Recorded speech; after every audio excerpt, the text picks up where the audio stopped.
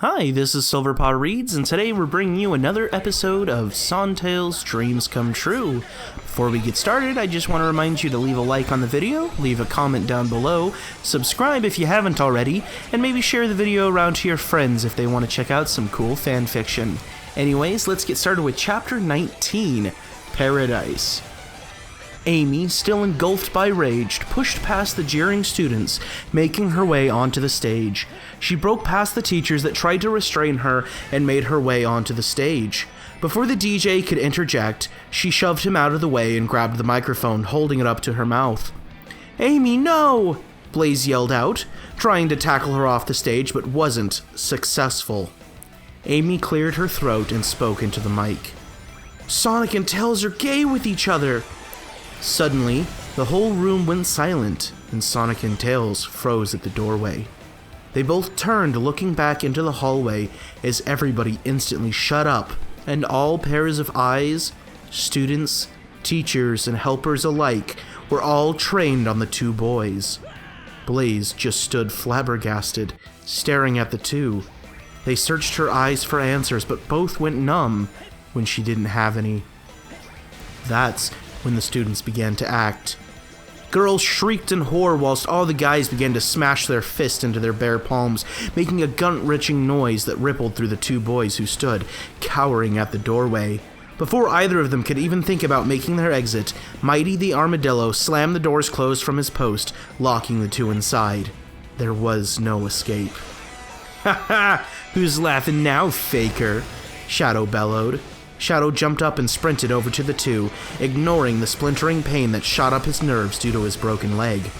He smashed through the pain, reveling in his first and final triumph, as the other members of the dance began to slowly barrel down on the two, cornering them. Shadow jumped out in front of them and hissed at them. "You had it all, Sonic, and you chose Tails. How pathetic. You had the most beautiful girl in school, everybody loved you, and you were the fastest. Now look at you. I'll enjoy watching you burn on the stake," he scoffed before waddling off. "They're all yours, everybody," he yelled as he moved aside to let the crowd make their move. "Wait!" a voice shrieked over the microphone. Everyone in the audience glanced up towards the stage. Amy and Blaze each had one hand clasped around the portable microphone, yanking it to and fro in an attempt to snatch it from each other.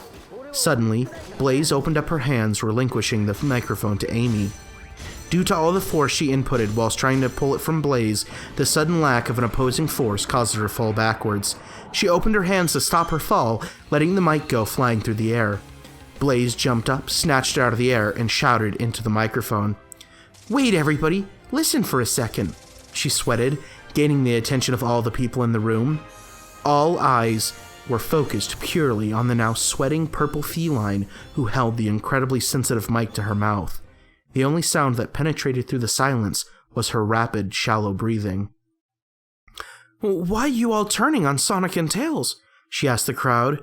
"Because they're gay," Tikal shouted in reply. "Says who?" Blaze retorted. "Did you really not just hear Amy?" Tikal shouted at the cat. "Yeah, I just heard Amy say it. You know Amy, the girl who just punched Tails in the face and got dumped by Sonic.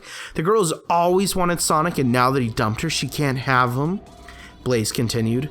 Sonic's eyes lit up, understanding what Blaze was doing. "Yeah, why would you all believe a word Amy says about me? I just dumped her for being a psycho, so of course she'd want revenge."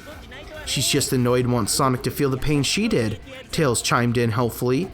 "That isn't true," Amy bellowed to the crowd, her words full of concern. "Actually," Silver interjected, taking the stage, "I saw you refusing to let Blaze and I anywhere near him on the dance floor. You wanted him all for yourself, and you tried to keep others away. And then Tails and I tried to join you two. You punched him, so when Sonic dumped you, you just couldn't take it."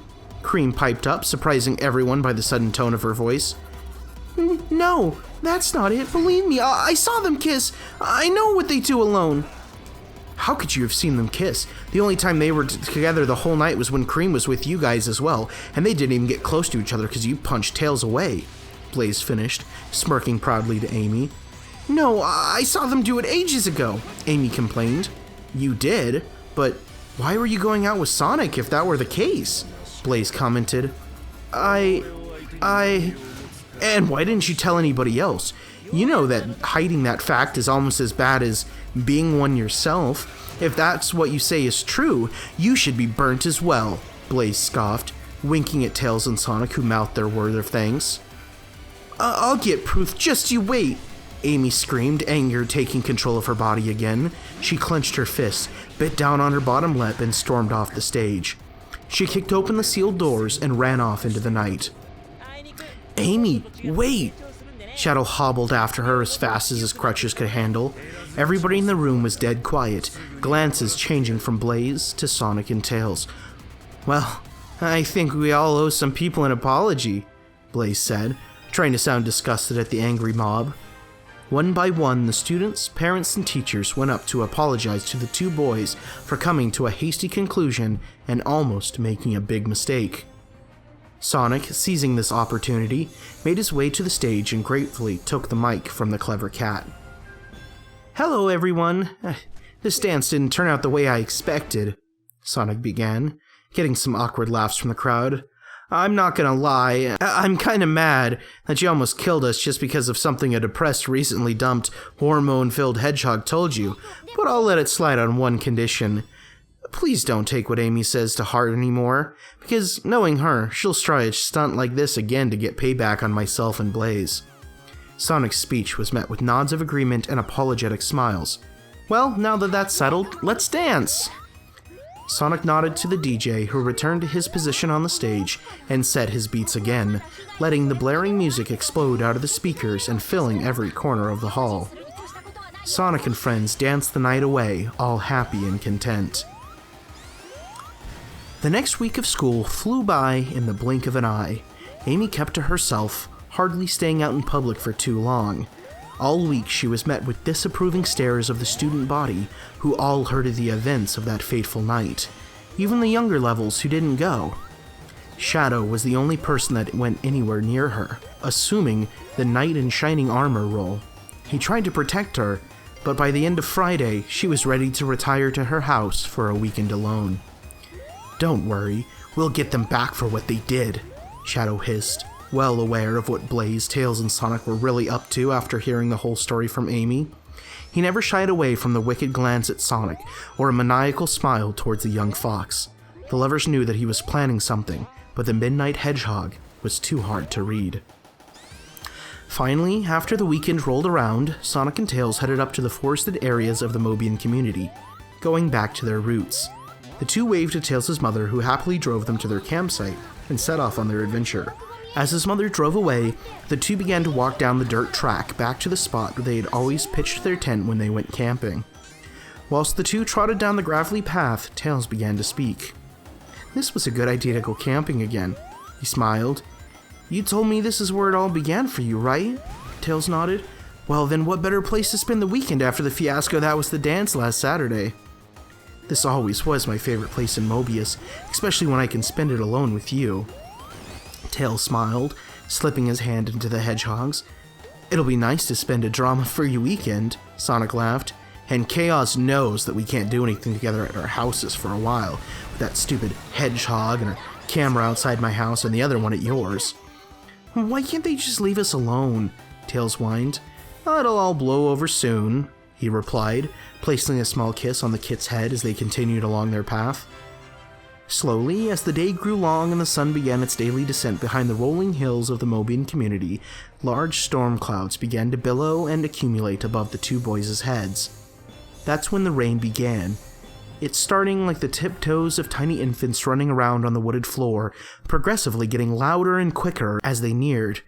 The light sprinkling of droplets soon turned into chaotic droplets. The two boys hastened towards their campsite. The ferocious, fevering winds whipped at their faces and stung their eyes. Mixed together with the icy torrent of the torrential downpour from the heavens, it soaked through their fur, seeping into their skin, and sending spastic shivers of coolness ripping through their bodies. But neither animal stopped for a moment, intent on reaching the campsite to find solace in the ensuing storm. They turned a sharp left, smashing through the young shrubbery and outstretched branches of the twisting, mysterious forest. They knew their goal, and a few stray twigs and leaves were not enough to stop either team. The thick mosaic of the luscious green canopy loomed overhead, providing a minimalistic shelter from the persistent waters. Finally, after minutes of plowing through the bush, each boy accumulating their fair share of cuts and bruises from the thorns and twigs that littered the forest floor, they emerged in a familiar clearing.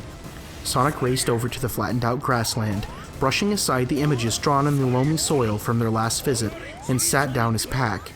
By the time Tails joined the Sapphire Hedgehog, catching his breath and greedily gulping in the oxygen present in the troposphere, Sonic had already thrown out the tent. Pieces of fabric and bundles of pegs and poles were strewn about the site in disorderly fashion, but Tails knew better than to interject.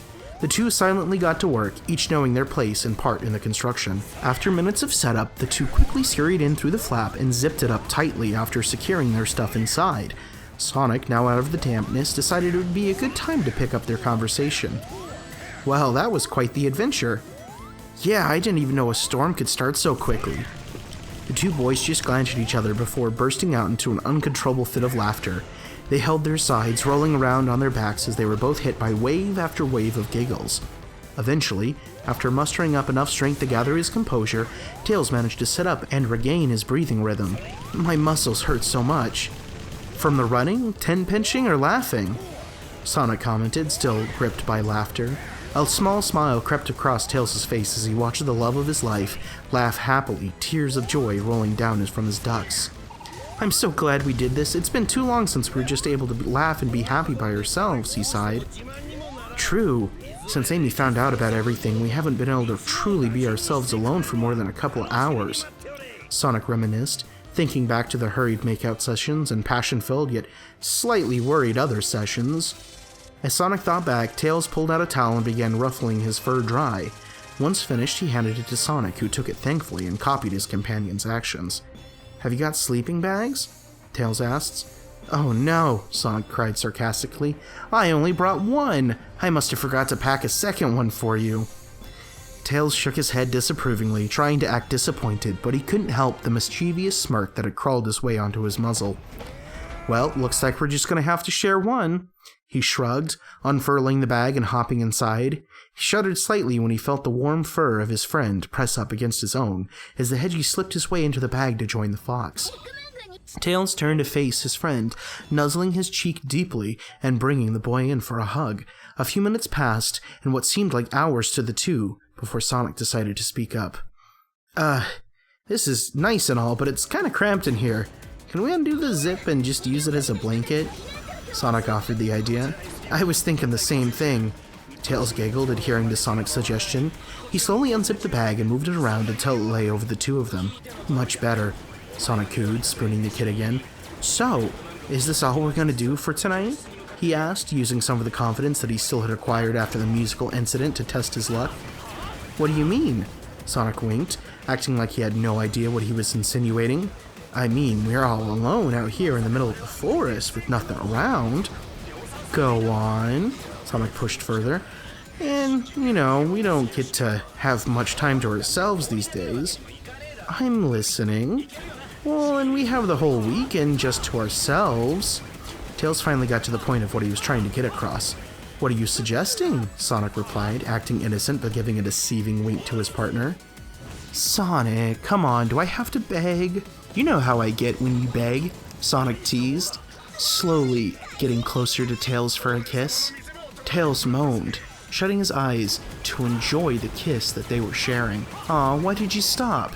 Tails whined seductively, giving Sonic what the hedgehog had deemed the puppy dog eyes. There's the begging that I like to see. Sonic chuckled deeply before turning around and pulling a small plastic square out of his bag that contained a circular object sealed inside. You want to go first? Surprise me, Tails cooed, nibbling the hedgehog's neck. I always do. Big smiled to himself as he held up one of the beakers, watching 3 of the different colored liquids seep down the tubes connecting them. Each tube discharged its contents into the central beaker. Big watched amazed as the colors swirled together, creating a kaleidoscopic effect before settling into a glowing green color. Big quickly glanced over to a small portable blackboard coated with numbers, letters, and formulae in white chalk.